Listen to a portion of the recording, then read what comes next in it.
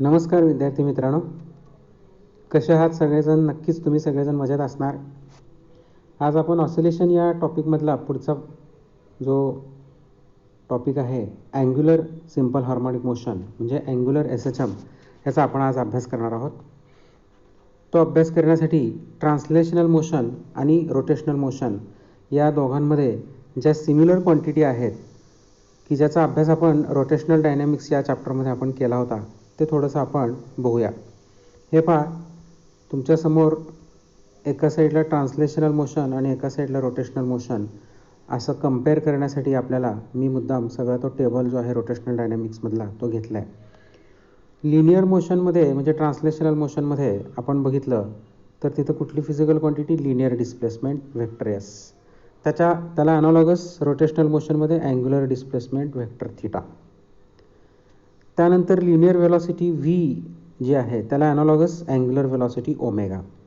Linear acceleration A त्याला analogous angular acceleration alpha. अशा प्रकारे एक एक फिजिकल क्वांटिटीज आपण की ज्या लिनियर मोशन म्हणजे ट्रान्सलेशनल मोशन आणि रोटेशनल मोशन याच्यात ॲनालॉगस आहेत त्या आपण बघितल्या. त्यानंतर आपण mass in linear motion is analogous to moment of inertia I in rotational motion. ही एक फिजिकल क्वांटिटी आपण बघितली. त्याच्यानंतर force F is analogous to torque tau. अशा अनेक फिजिकल क्वांटिटी आपण पाहिल्या. मग इथं आपण याचा उपयोग कसा करायचा बघूया. हा पहा सिम्पल पेंडुलम की जो ऑलरेडी आपण बघितला. या पेंडुलमला आपण ऑसिलेशन्स जर दिले, फोर्स अप्लाय केला तर तो पेंडुलम असा इकडे जातो एक्स्ट्रीम पोझिशन आणि परत तो इकडे येतो इकडची एक्स्ट्रीम पोझिशन. हा पेंडुलम आपण किती अँगलनी इकडे डिस्प्लेस केला? थीटा. म्हणजे थीटा काय आहे? Angular displacement. ही मीन पोझिशन आहे, मीन, आणि ही आहे एक्स्ट्रीम पोझिशन, ही एक्स्ट्रीम आणि ही पण एक्स्ट्रीम. दोन एक्स्ट्रीम पोझिशन्स आणि एक मीन पोझिशन. इथं आपण तो पेंडुलम ज्या रेषेमध्ये त्याचं ऑसिलेशन होतो आहे ती रेषा जर बघितली तर ती रेषा अशी आहे. हे पहा A आणि हे B. लिनियर SHM मध्ये आपण काय बघितलं की ती जी स्ट्रेट लाईन आहे ती स्ट्रेट लाईन ही अशी याप्रमाणे पहा A B आणि ही mean position O. AB is a straight line on which that particle is performing SHM. तो पार्टिकल मीन पोझिशन पासून B ला जाईल, परत O ला येईल, परत A, परत O.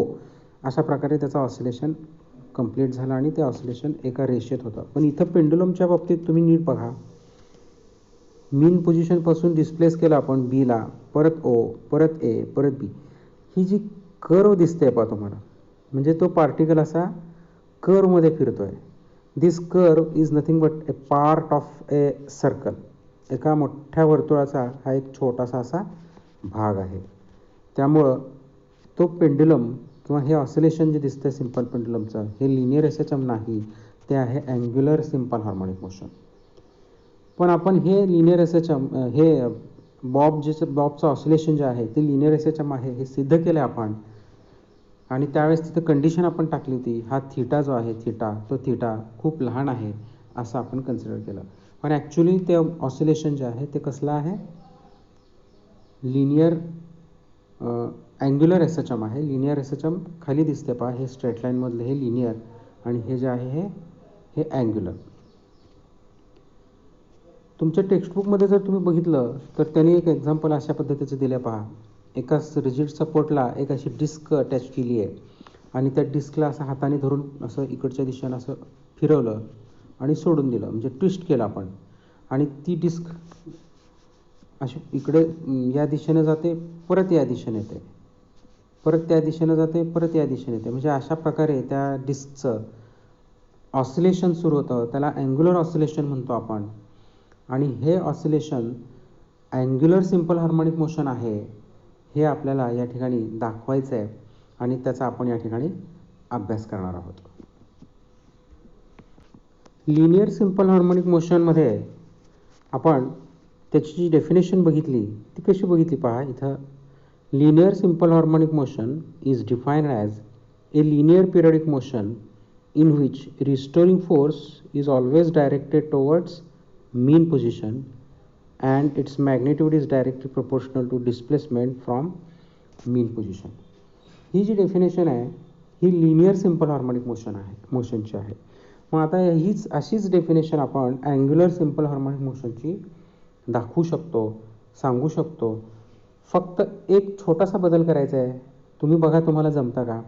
जिथं जिथं लिनियर हा शब्द आहे तिथं अँग्युलर हा शब्द घ्यायचा आणि जिथं जिथं ज्या लिनियर मोशनमधल्या फिजिकल क्वांटिटीज तुम्हाला दिसतील या डेफिनेशनमध्ये त्या ठिकाणी तुम्ही अँग्युलर रोटेशनल मोशनमधल्या म्हणजे अँग्युलर एसएचएममधल्या फिजिकल क्वांटिटी घ्यायच्या.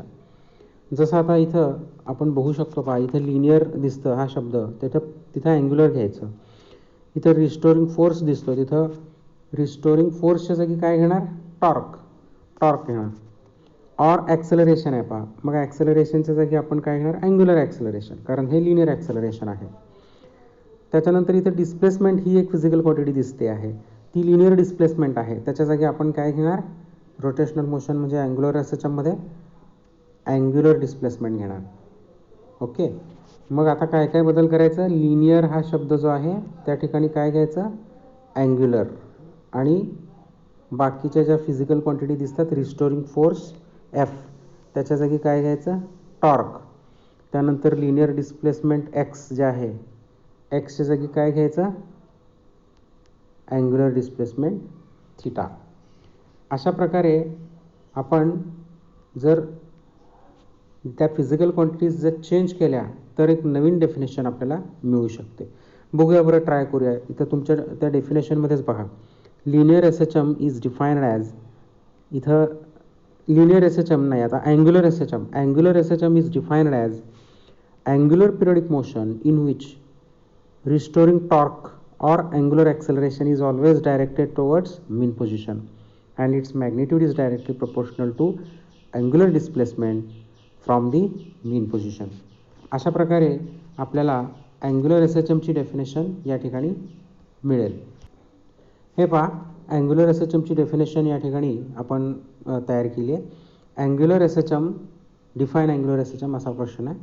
Angular SHM is defined as the angular periodic motion in which restoring torque is always directed towards mean position and its magnitude is directly proportional to angular displacement from mean position.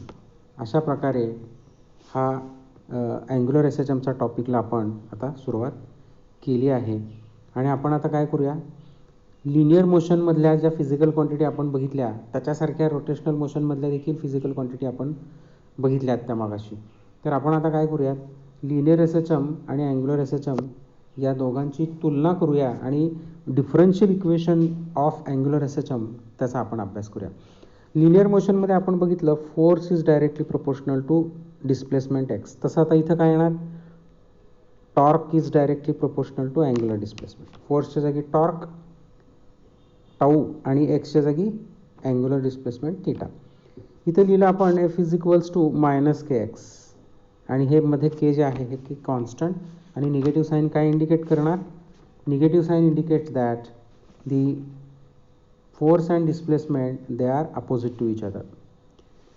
तसं इथं काय येईल बरं रोटेशनलमध्ये torque is equals to minus C into theta. C काय आहे C is a torque restoring torque constant. जसं इकडं के रिस्टोरिंग फोर्स कॉन्स्टंट तसं इथं सी काय असेल रिस्टोरिंग टॉर्क कॉन्स्टंट आणि मायनस साईन काय इंडिकेट करणार आहे इथं torque tau and angular displacement theta हे एकमेकांना अपोजिट आहेत. मग नंतर आपण काय केलं F is equals to F is equals to M into A असं सबस्टिट्यूट केलं. इथं आता काय करणार tau is equals to I into alpha substitute करायचं आणि मग हे सबस्टिट्यूट केल्यानंतर काय येणार आहे M A is equals to minus K X आणि इथं I alpha is equals to minus C into theta. पण नंतर आपण ॲक्सेलरेशन म्हणजे काय आपण सांगितलं double derivative of X. Acceleration actually D V by D T आहे आणि व्हीच्या जागी D X by D T घेतला आपण तर असं केल्यानंतर आपल्याला काय मिळालं, acceleration is equals to d2x/dt². अगदी त्याचप्रमाणे angular acceleration alpha d2θ upon dt², double derivative of theta. जसं हे डबल डेरिव्हेटिव्ह ऑफ एक्स आहे ए, तसं अल्फा थिटाचं डबल डेरिव्हेटिव्ह. आणि मग इथं आपण ही किंमत घेतली m d2x/dt² is equals to -kx, आणि इथं काय येणार I d2θ upon dt² is equals to -c into theta. त्याच्यानंतर आपण काय केलं पुढे, हे m जे आहे हे m ट्रान्सफर केलं -k अपॉन m. तसं इथं I ट्रान्सफर करायचं आहे -c upon I into theta असं आलं पहा. आणि मग आता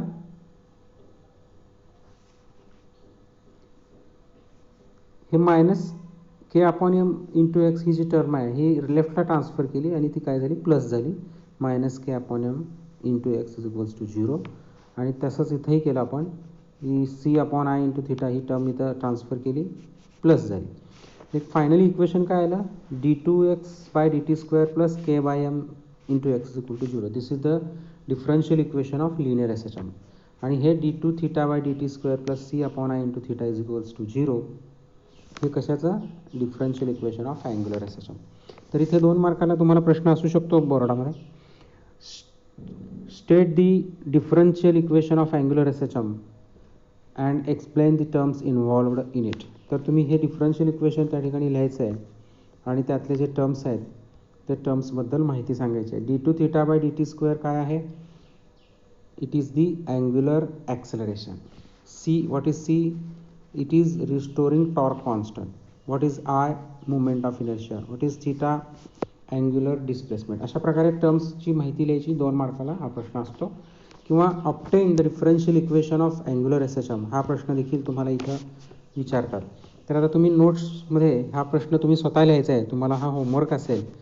obtain the differential equation of angular SHM असा प्रश्न लिहायचा आणि या स्टेपपासून सुरुवात करायची. Tau is proportional to theta, tau is equals to -c into theta, where c is a restoring torque constant. Negative sign shows that torque and theta they are opposite to each other. त्यानंतर tau is equals to I into alpha घ्यायचं आणि मग हे अल्फाच्या जागी d2θ/dt² घ्यायचं आणि हे नंतर I ट्रान्सफर करायचं इकडे आणि ही पूर्ण टर्म इकडे लेफ्टला ट्रान्सफर करून प्लस करायचं. अशा प्रकारे d2θ upon dt² plus c upon I into theta is equals to 0. This is the differential equation of angular SHM. अशा प्रकारे 2 मार्काचा हा एक वेगळा प्रश्न असतो आणि तो तुम्ही स्वतः ह्याची नोट्स तयार करून तुम्ही तुमच्या वहीमध्ये हे लिहून घ्यायचं आहे. Okay, thank you. थांबूया आपण या ठिकाणी.